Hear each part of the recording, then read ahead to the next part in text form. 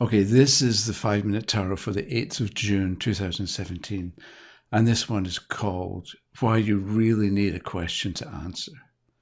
I watched something a couple of days ago where the person just picked a card for the questioner and gave information, and it's too difficult, I think. It can be misleading. So let's say I pick a card for you. There's no question. I'm just going to pick a card for you and tell you about you, probably, or tell you something. And I get the Eight of Swords, and I'm picking it because it's awkward, although it could be any card. So let's say I get the Eight of Swords for you. What is it telling me, or what is it telling us? What does it mean? Is it indicating where you are right now, that you're trapped? And so if it is telling you where you are right now, then do we need to discuss how did you get here? Or how did you get into that position of being trapped, let's say, or being stuck? Or maybe if this card represents you now, we should talk about how you're going to get out of it. So it's a starting point for a discussion about the future. But maybe it isn't where you are right now, because maybe it can be an indication about what you should do. And it can be odd to think that the Eight of Swords can represent what you ought to do, but with the Eight of Swords, you're not that free to move around. So you're forced to deal with what's immediate or what's around you and what's holding you in, or maybe what's holding you back. So if the Eight of Swords is what should you do, then it can mean be narrow and zero in on things instead of expanding. Or maybe it's an indication the Eight of Swords can be the answer to the question about what you should stop doing. Right? So you should, we can say, and often we create our own prisons, that because of our beliefs and actions and thoughts, we create barriers that we then have to break down or that hold us in. So we can create our own prison. So this Eight of Swords can be telling you to stop doing this. Or maybe it's telling you stay away from people who trap you, or situations where you know you're going to get stuck. So just stop doing that. So it can be getting you to think about where you're going to be next, or what to watch out for. Or maybe it's an indication of what you're afraid of. You're afraid that you're going to get stuck. And this fear may or may not happen. So you can be afraid you're going to get stuck, but maybe the situation is one where it's never going to happen. But in our own mind, we have a fear, or we imagine that this is what's going to happen, even though it's completely unrealistic. So this fear that we've got may or may not happen. With a question, however, this is me just picking a card for you and then trying to make some kind of sense of it and keeping my fingers crossed that I'm going to guess right, because it is a guess. Maybe it's intuition, but maybe it's not. Okay, if you depend on intuition, it can be correct, it can be close, but it can be misleading.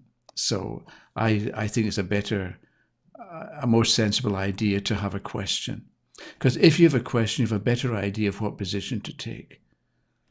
Right, so let's say your question is, what if I marry this person and I get the Eight of Swords? So we look at it and we say, if you don't want freedom of movement and freedom of action, it's going to be okay. If you're happy with somebody telling you what to do, and you don't have to think for yourself, then this is going to be a good marriage and you'll be right at home with this person. But if you're looking for freedom, it's not going to work. You're going to feel trapped. So because there was a question, we know what sense to make of the card. We're not sort of groping in the dark. Or let's say the person wants to know, or you want to know, I've got a problem with this person.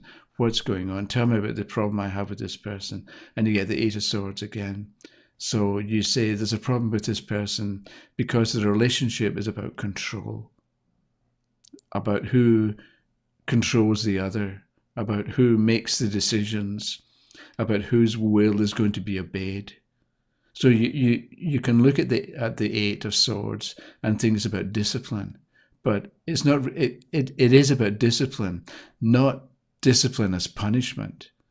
So it's not that one person's punishing the other for some reason, but it's more about discipline as obedience. So we can discipline somebody else and we can punish them, but we can also show them the value or the benefit of obeying yourself, not just obeying somebody else. So I know that people out there often don't like to figure out a question or to have a question, and they're happy just to pick a card at random and talk about it. And if that's your method, that's fine.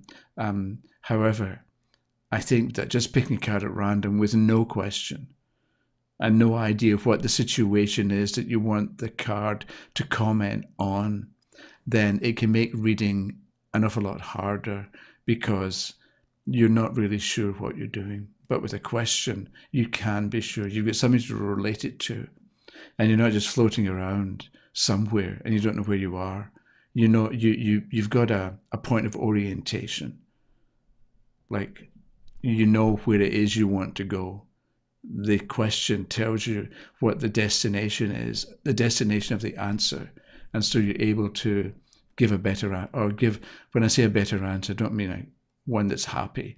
I mean one that relates to the concern of the person at that time. And you tell them what they want to know about, not what some general statement that may be more or less true, that may be more or less relevant for the questioner at that time. That was it. So I'm saying, come up with a question and answer it. When you're going to pick a card, have a question first. That was it. I'll see you tomorrow. Okay, bye-bye.